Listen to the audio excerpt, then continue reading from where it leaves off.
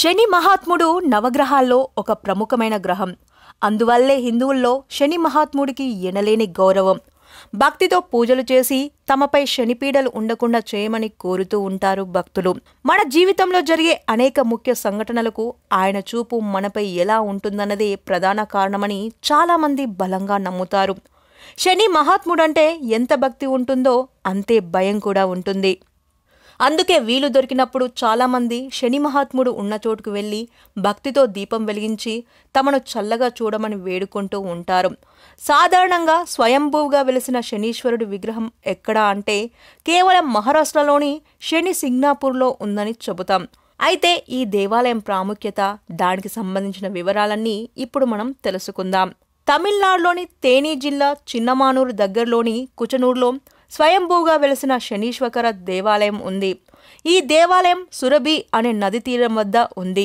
చుట్టుపక్కల పరిసరాలు చాలా ఆహ్లాదకరంగా ఉంటాయి. ఈ దేవాలయ గర్భగుడిలోని శనీశ్వరుడు స్వయంభూగా వెలిశాడని అక్కడి స్థానికులు చెబుతారు. నవగ్రహాల్లో శనీశ్వరుడికి ప్రత్యేక స్థానం ఉండటం అన్నది మనందరికీ తెలిసిన సంగతే.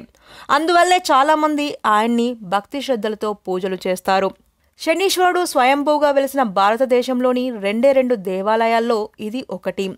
ఈ దేవాలయం తేని నుంచి సుమారు 20 కిలోమీటర్ల దూరంలో ఉంటుంది. ఇక్కడకు చేరుకోవడానికి ప్రయాణ సౌకర్యాలు చాలా బాగున్నాయి. ఇక్కడే ఆ శని మహాత్ముడి దేవాలయం ఉంటుంది. ఇక్కడి విగ్రహాన్ని ఎవరూ ప్రతిష్ఠించలేరు. స్వయంగా భూమి నుంచి ఆ పరమాత్ముడు వెలిశాడని చెబుతారు. ఇందుకు సంబంధించిన పురాణ కథలు ఎన్నో ఉన్నాయి.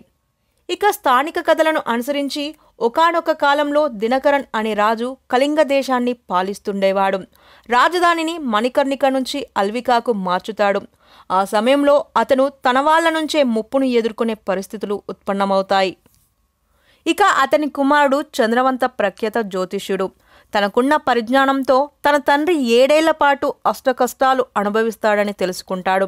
ఇందుకు పరిహారం ఏమీ లేదా అని తీవ్రంగా ఆలోచిస్తాడు. అయితే ఆ శని మహాత్ముడి కరుణ లభిస్తే ఆ కష్టాలకు పరిహారం లభిస్తుందని తెలుసుకుంటాడు. దీంతో ఇక్కడ స్వయంభూగా వెలిసిన శని మహాత్ముడిని పూజించాలని తన తండ్రికి చెబుతారు.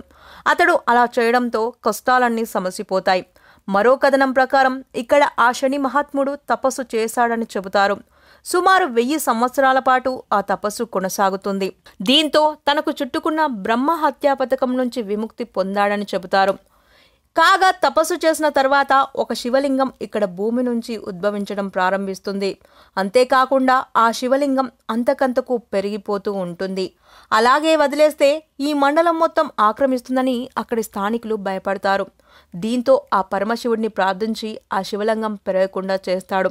అటుపై శనీశ్వరుడు అక్కడ స్వయంభూగా వెలుస్తాడు.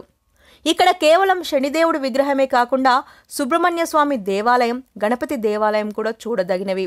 శని దోషాల నుంచి విముక్తి కోసం కేవలం తమిళనాడు నుంచే కాకుండా దేశంలోని వివిధ ప్రాంతాల నుంచి ఇక్కడికి లక్షల సంఖ్యలో భక్తులు వచ్చి పూజలు చేస్తూ ఉంటారు. అవసరమైన పూజ సామాగ్రి కూడా దేవాలయం వద్దే దొరుకుతుంది. ముఖ్యంగా తమిళ మాసమైన ఆదిలో ఎక్కువ మంది భక్తులు ఇక్కడికి వస్తుంటారు.